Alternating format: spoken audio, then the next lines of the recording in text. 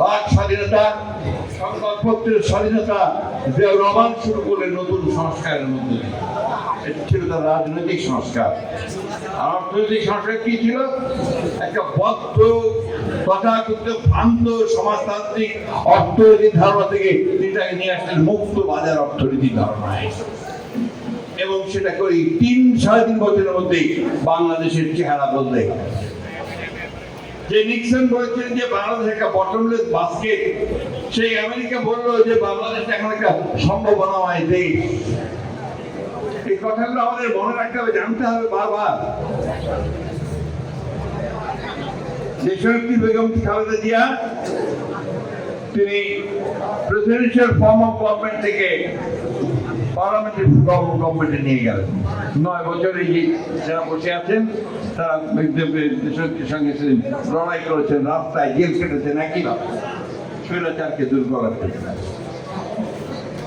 তিনি কেয়ারটেকার সরকারকে আমরা মানিনি প্রথমে যখন উনি দেখলেন পরে যে এটা মানলে দেশের উদ্ধার হবে, গণতন্ত্র একটা শক্তিশালী পথ পাবে, ভিত্তি পাবে, তখন তিনি সেটা মেনে নিয়ে কেয়ারটেকার গভর্নমেন্ট ইস্যুটাকে সন্নিবেশিত করলেন পার্লামেন্টে।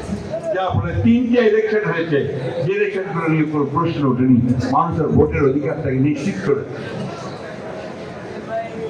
মহিলাদের ক্ষমতায়ন, শিশুদেরকে বেড়ে ওঠার ব্যবস্থা, স্বাস্থ্য ব্যবস্থাকে জনমুখী করা, সবই কিন্তু সংস্কারের মধ্যে দিয়ে আমাদের নেতা শহীদ প্রেসিডেন্ট রহমান এবং নেতৃত্বে খালেদা জিয়া দিয়ে শুরু।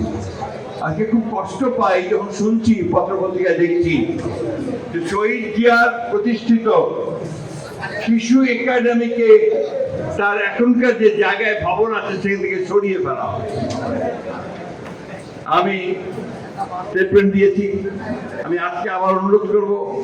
আমি শুনেছি এটা নাকি হাইকোর্টের জায়গা, যারই জায়গা হোক, শহীদ প্রেসিডেন্ট জিয়া রহমান সকলের মতামত নিয়ে সেদিন আমাদের শিশুদের বিকশিত করবার জন্য এই শিশু একাডেমি স্থাপন করেছিলেন। ওইখানে সারা বাংলাদেশে শিশু একাডেমি আছে। এই সংস্কারগুলো তো আমাদের এই দলের বিএনপি। আমরা সংস্কারকে ভয় তো পাই না, আমরা সংস্কারকে স্বাগত, তাই না? এখন ধন্যবাদ যে অন্তত 12টা জায়গায় একমত হতে পেরেছি আমরা। সংস্কারটা ওই জায়গায় হয় যখন দেখি নতুন নতুন চিন্তা আসছে।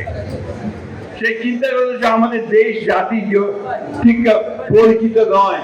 এ ব্যাপারে আমি কমেন্ট করবো না, একটা কমেন্ট করতে চাই। এই যে প্রপোর্শনাল রিপ্রেজেন্টেশন বা আনুপাতিক হারে প্রতিনিধি আপনার পার্লামেন্টে লোয়ারে হবে, এটা আমাদের দেশের মানুষ বোঝেই না। তারা বলে পিআর কি জিনিস ভাই? যারা এখনো ইভিএম এ ভোট দিতে পারে না, বোঝে না ঠিক মতো, যার ফলে ইভিএম এ ভোট দেয় না, তার পিআর বুঝবে কি করে?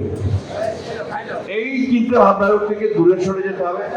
এবং দুঃখজনক ভাবে আমাদের দেশের কয়েকটা রাজনৈতিক দল এটাকে প্রমোট না ফোন করে বসে আছে, এটা না হলে নির্বাচনে যাব না।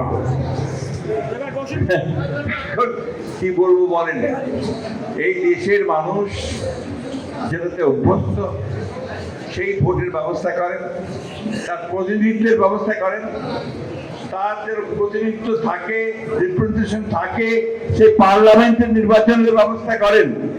তাহলে এই সমস্যাগুলো সমাধান হবে, না হলে হবে না।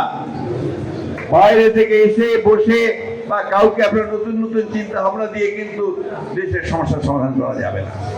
আমরা খুব পরিষ্কার করে বলতে চাই, আমরা চাই অবিলম্বে সংস্কারগুলো শেষ করুন, অবিলম্বে এই যে একটা আছে আপনার সনদ ঘোষণা, সেই সনদও ঘোষণা করুন।